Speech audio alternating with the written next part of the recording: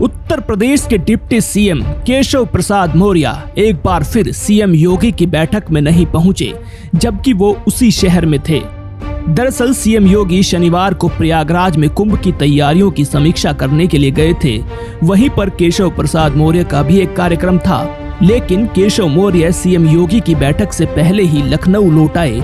इसके भी अब कई मायने निकाले जा रहे हैं। उत्तर प्रदेश की योगी सरकार और बीजेपी संगठन में सब कुछ ठीक नहीं चल रहा है। प्रदेश कार्य समिति की बैठक में उप मुख्यमंत्री केशव प्रसाद मौर्य के सरकार से बड़ा संगठन वाले बयान के बाद से अभी स्थिति ठीक नहीं हो पाई है। सरकार और संगठन के बीच खींचतान चल रही है।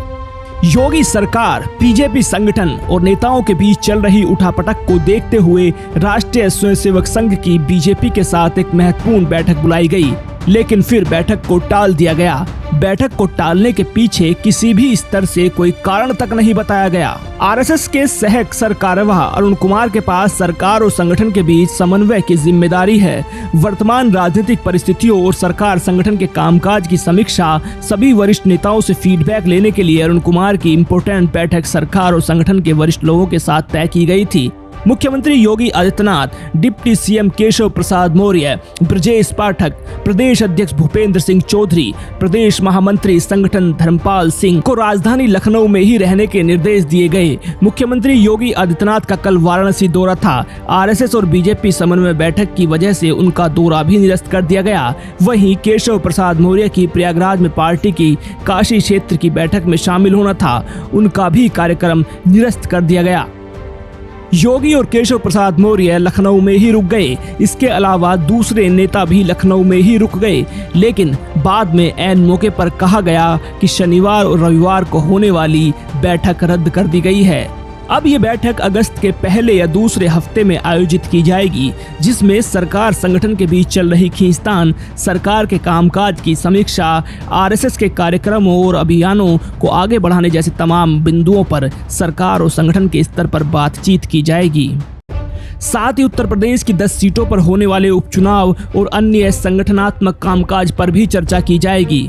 साथ ही योगी सरकार में चल रही खींचतान पर पूरे तरीके से विराम लगाने, नेताओं से उनका फीडबैक लेने और हर स्तर पर सरकार और संगठन के बीच तालमेल बिठाने और बड़ों के बीच चल रहे मनमुटाव को दूर करने का काम किया जाएगा। अगस्त में होने वाली बैठक में लोकसभा चुनाव में हुई स्थिति, योगी सरकार में अफसरों की मनमानी, कार्यकर्ताओं की नहीं सुने जाने जैसे विषयों को लेकर लगातार नेताओं की तरफ से सरकार पर सवाल खड़े किए जा रहे हैं। ऐसे तमाम विषयों पर चर्चा करते हुए इन पर विराम लगाने की बात की जा सकती है।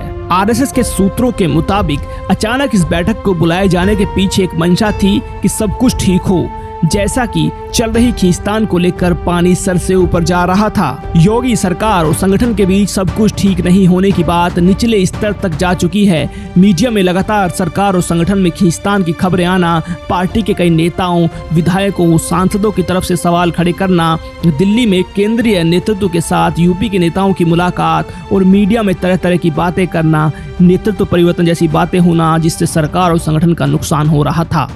पॉलिटिकल पंडितों का मानना है कि यूपी में योगी सरकार और केशव प्रसाद मौर्य के बीच जो खींचतान चल रही थी, वो फिलहाल अगस्त तक टल गई है। उस पर युद्ध विराम लगा दिया गया है। पोखरेल नदी जो कभी एक नदी हुआ करती थी, आज से 50 साल पहले पोखरेल से एक नदी निकलती हुई गोमती नदी में मिलती थी, लेकिन 84 के बाद इस पूरी नदी को अपने स्वार्थ के लिए भूमाफियाओं ने बांटना प्रारंभ किया और परिणाम क्या हुआ? जो कभी नदी थी वह फिर नाला बन गया और फिर वह उन बस्तियों के ड्रेनेज को उड़ेलने का एक माध्यम बन गया। उसने एक नदी को तो मारा ही मारा, लेकिन साथ साथ गोमती नदी को भी प्रदूषित करने का काम किया। जिस नदी संस्कृति के ऊपर मानवीय सभ्यता बसी हुई है, उसको नष्ट कर दिया गया, समाप्त कर दिया गया।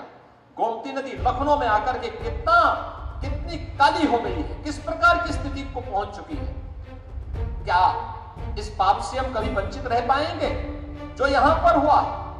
और इसीलिए सरकार ने तय किया कि लखनऊ में आने वाले कोई भी अतिथि हो, कोई भी पर्यटक हो, लखनऊ वासियों के लिए भी, प्रदेश वासियों के लिए भी, हम पोखरेल में एक नाइट सफारी की स्थापना करेंगे। नाइट सफारी यहाँ पे लोगों के पर्यटन और मनोरंजन के साथ साथ ज्ञानवर्धन का भी एक केंद्र बनेगा, लेकिन साथ साथ इको टूरिज्म के एक बेहतरीन स्पॉट के रूप में हम पूरे पोखरेल क्षेत्र को डेवलप करेंगे। और उसी क्रम में आपने देखा होगा इस क्षेत्र में जो अतिक्रमण था, उस अतिक्रमण को हटा करके जिन लोगों ने यहां पर रजिस्ट्री की थी, उन लोगों को जिनके पास आवास नहीं थे, उनको आवास उपलब्ध कराए गए। ऐसे 2100 परिवारों को भी एक एक आवास उपलब्ध करवाने का कार्य एलडीए ने प्रशासन की मदद से यहां पर संपन्न किया, उनको व्यवस्थित पुनर्वास हुआ। लेकिन साथ साथ जिन लोगों ने जमीन के धंधे के साथ जुड़ करके पर्यावरण को नुकसान पहुंचाने का काम किया और भूमाफिया बन करके लोगों को ठगने का काम किया, ऐसे भूमाफियाओं के खिलाफ भी कार्रवाई करके एफआईआर लॉन्च कराते उनके खिलाफ कार्रवाई की गई और सुप्रीम कोर्ट तक लड़ करके लखनऊ विकास प्राधिकरण ने आज इसे खाली करवाया है। और खाली करवाने के बाद जहां पहले अकबर नगर के नाम पर यहां पे पॉल्यूशन का एक माध्यम बना हुआ था, आज वहां पर भगवान श्री राम के छोटे भाई लक्ष्मण जी के नाम पे सौमित्र वन का आज यहां पर गठन हुआ है।